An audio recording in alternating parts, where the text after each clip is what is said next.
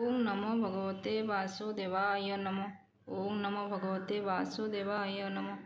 ओं नमो भगवते वासुदेवाय नमः। गीता पाठ करवा कहीं कौन पर आम गीता पाठ करवा?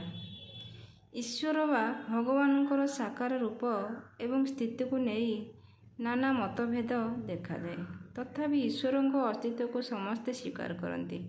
समग्र विश्व ब्रह्मांड सुरुखुरे चलुवा देखि निश्चिंत भाव कहुजे कौन सी अदृश्य शक्ति रही जहाँ सृष्टि को व्यवस्थित कर रखी।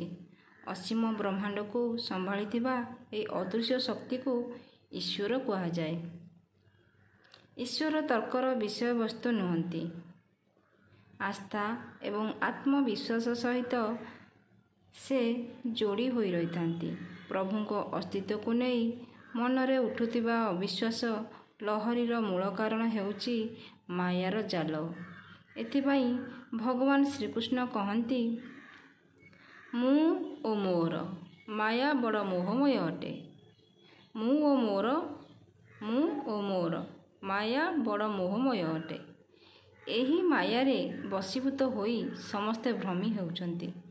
सेमाने प्रभुंकर सत्ता को अनुभव करिपारंती नाही। सेमाने सांसारिक जंजाल रे धंदी होई दुख भोग करती। यह सत्य जे प्रभु और प्राणीकर संपर्क अतुट अटे। प्रभु जीवात्मा रूपे प्रत्येक प्राणी ठारे विद्यमान अटंती। तांकर दर्शन पाइबा पाई उपयुक्त पात्र हेबा आवश्यक। तांकु जानिबा पाई माया मोहरु मुक्त हेबा दरकार। माया जंजालरू मुक्त हेबा मात्रे ईश्वरीय सत्ता प्रत्येक भावरे अनुभूत हुए। एहाकु